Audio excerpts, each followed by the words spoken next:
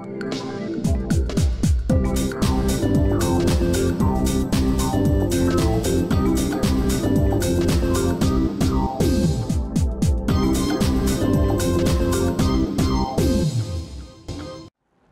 semuanya, kembali lagi di UMY TV di spesial Milad ke-39 UMY.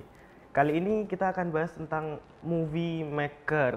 Smartphone dengan fitur kamera yang dimiliki semua orang membuat film dapat dibuat kapan saja, di mana saja, oleh siapa saja.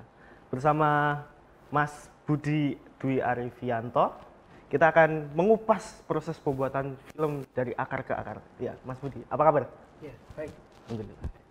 Jadi Mas, ceritain dong Mas, gimana cari ide buat bikin film itu? Oke, ide buat film ya, ide itu sebenarnya ada di sekitar kita. Yang jelas kalau untuk berlatih ya, yang jelas yang namanya ide itu mencari cerita itu ya mesti dekat dengan kehidupan kita gitu. Ya apapun bisa jadi ide gitu, gitu ya. Bahkan gelas ini juga bisa ya berarti? Gelas bisa jadi ide. Wah, mantap, berarti semuanya ini.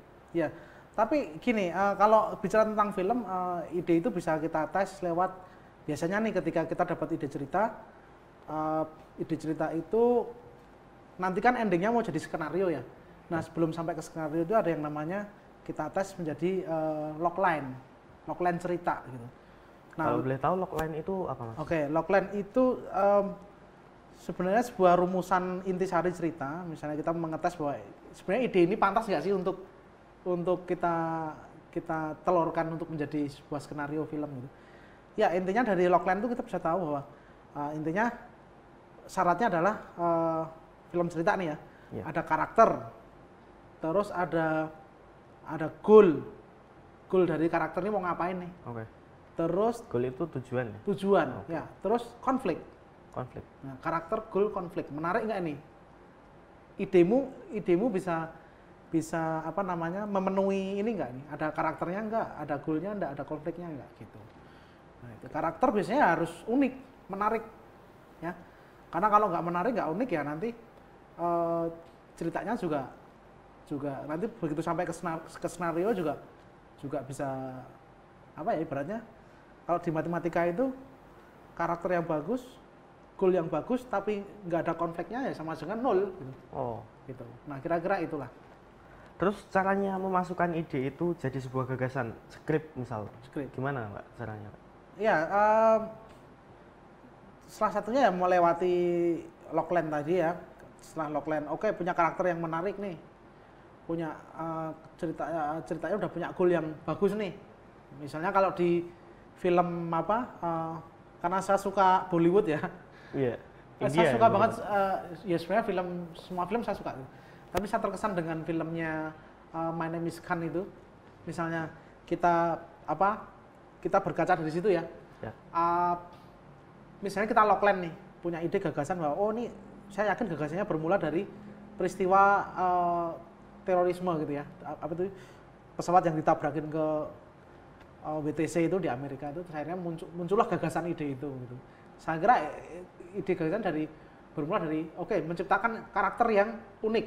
Nah, itu si Shahrukh Khan itu sebagai seorang difabel, dia anak autis, bercita-cita ingin ketemu presiden untuk menyatakan bahwa Islam bukan teroris. Nah ini kan udah ada karakter, udah ada goalnya nih, gitu. Nah tinggal mengolah konfliknya. Nah konfliknya ya di situ, tetapi dalam perjalanannya dia mengalami berbagai macam rintangan, gitu. Nah ketika logline-nya udah bener, nanti ketika diturunkan ke dalam skrip itu tinggal pengembangan gini aja, dibikin treatment terus dia per babaknya mau seperti apa, terus biasanya 3 babak ya, pengenalan, terus nanti ada konflik, terus ada resolusinya gitu. Oke. Ya kira-kira itulah kira-kira. Tadi saya kalau dijabarin saya kira bisa. Ada karakter ya? Iya karakter. Karakter dengan pertokohan itu sama atau beda sih? Ya hampir sama. Karakter dengan tokoh itu hampir sama. Ya, itu gimana Kak?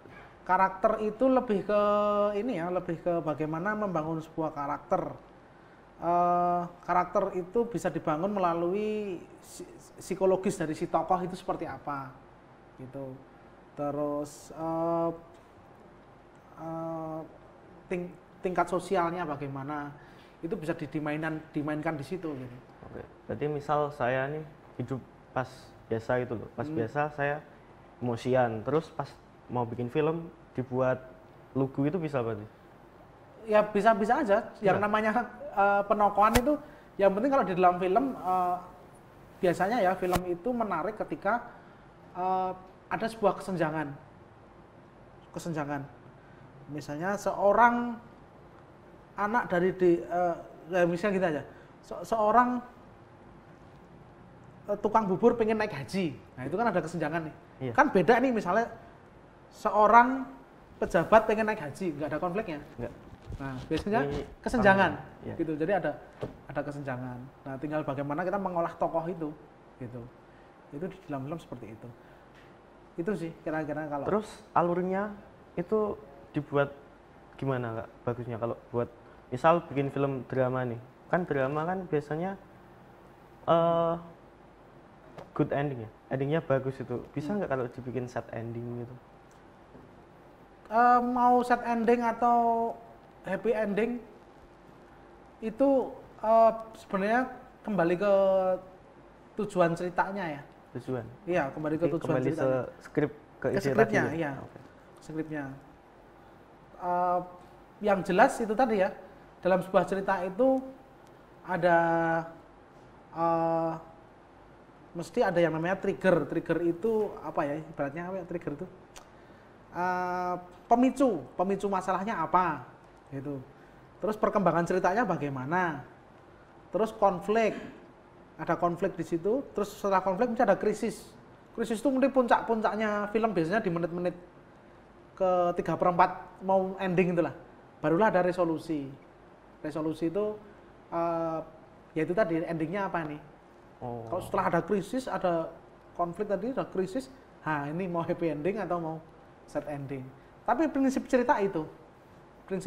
Jadi ada pemicunya,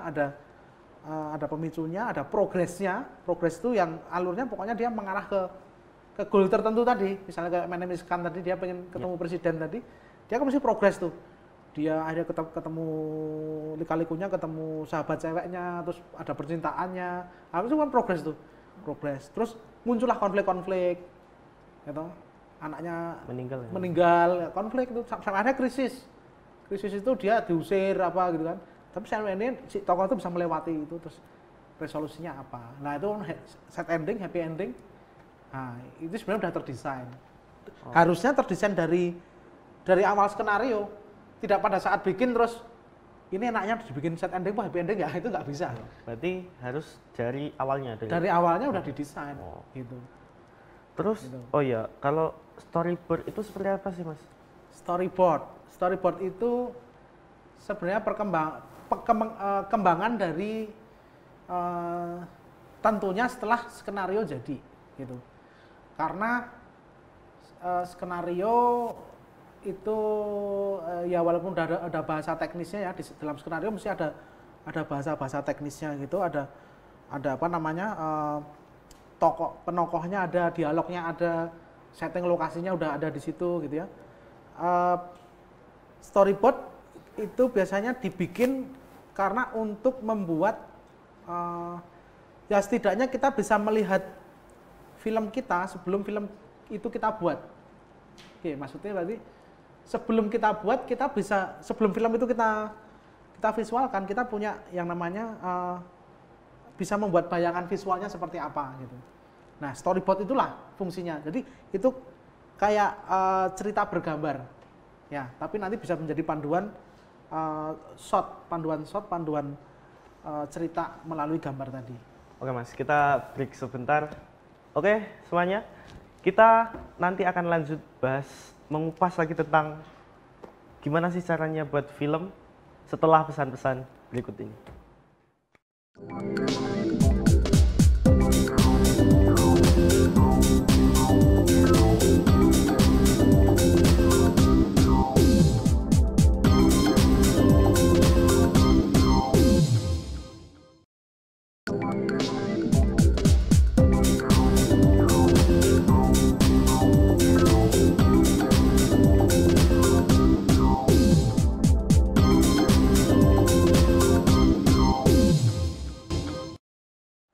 Hai semuanya, kembali lagi bersama saya Rahmadian dan masih bersama Mas Budi.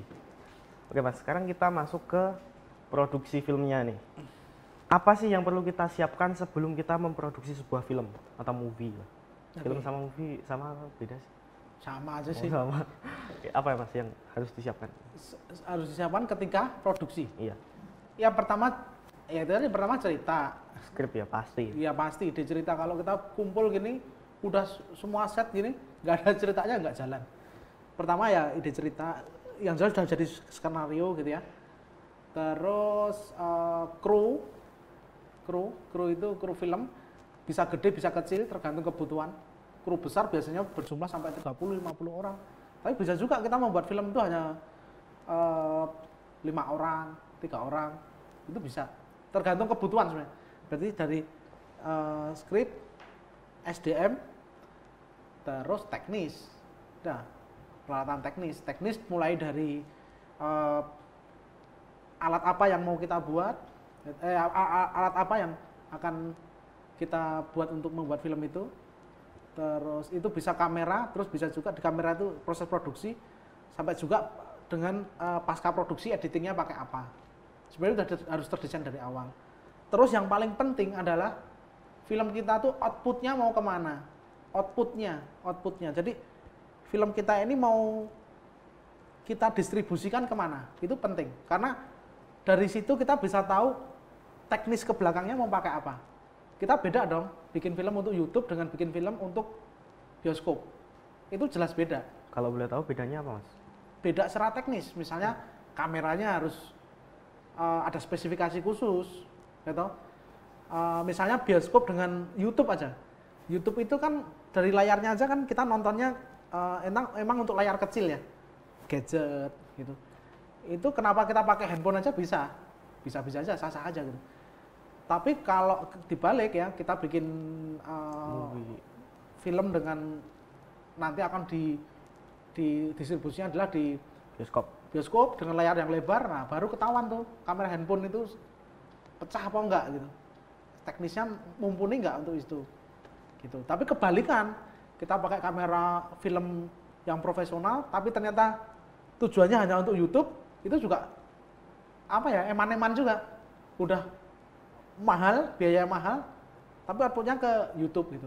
Kan kalau mau bikin film itu harus ada budget ya, pasti.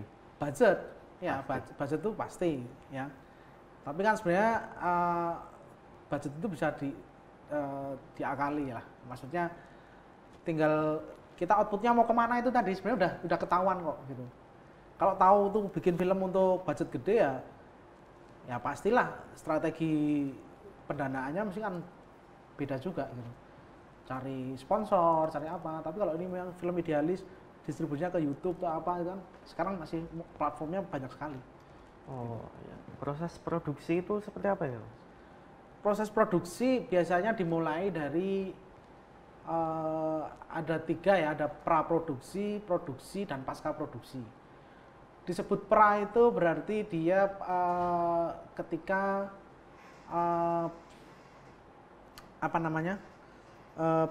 proses di mana semua persiapan dilakukan, ya, persiapan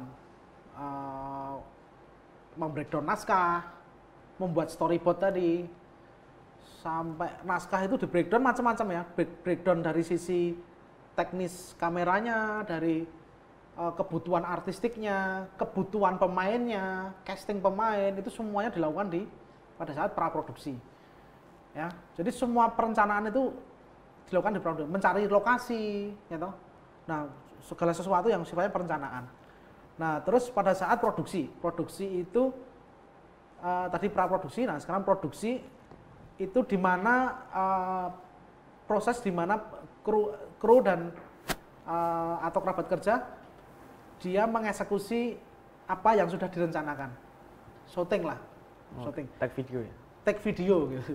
Syuting biasanya durasinya ya mungkin persiapannya praproduksinya bisa 3 bulan, bisa setahun, tapi syutingnya hanya 5 hari, 3 hari, tergantung kebutuhan, biasanya 30 hari. Gitu ya. Jadi proses syuting biasanya lebih cepat daripada proses pra tadi. Nah, setelah syuting selesai, barulah masuk ke tahap pasca produksi. Editing. Ya, itu disebut sebagai editing, di mana hasil-hasil gambar tadi dilakukan yang namanya penyuntingan gambar gitu ya. Ditata ulang, ditata di meja editing, dikasih musik apa dan sebagainya sampai dengan film itu jadi. Nah, setelah itu baru ada proses distribusi gitu lah. Oke. Gitu. Jadi gini, Mas kan movie maker ya? Ya. Berarti pernah buat film dong? Ya, pernah. Oke, ceritain dong Mas pengalaman susah atau gampang bikin film itu. Oke.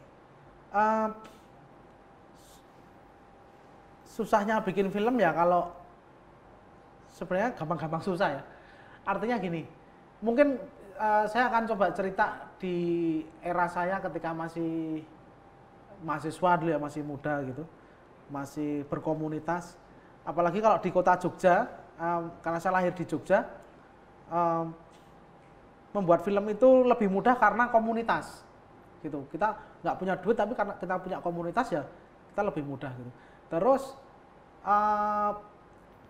ya susah senangnya adalah pada saat transisi era teknologinya gitu ya. Dulu kita pakai film itu masih sangat susah ya. Semua orang bikin film sangat sedikit karena teknologi sangat susah.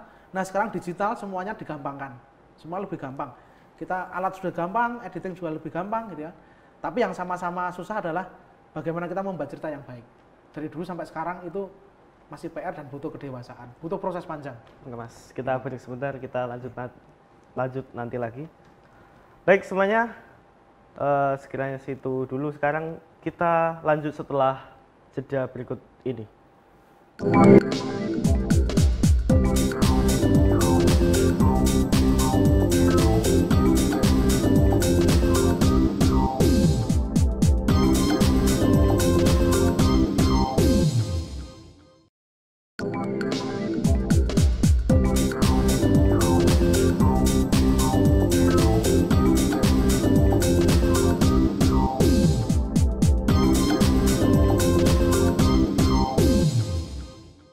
Oke semuanya, kembali lagi bersama saya Ramadian dan masih bersama Mas Budi, nggak ganti kok, tenang aja, nggak kayak dia gonta ganti. Oke Mas, proses editing film itu seperti apa sih? Kan tadi Mas udah bilang kalau segmen ada 3 ya Mas? Ya. Ada pra-produksi, produksi sama pasca produksi. Sekarang kita masuk ke pasca produksi nih. Editing itu gimana Mas? Oke, editing itulah proses di mana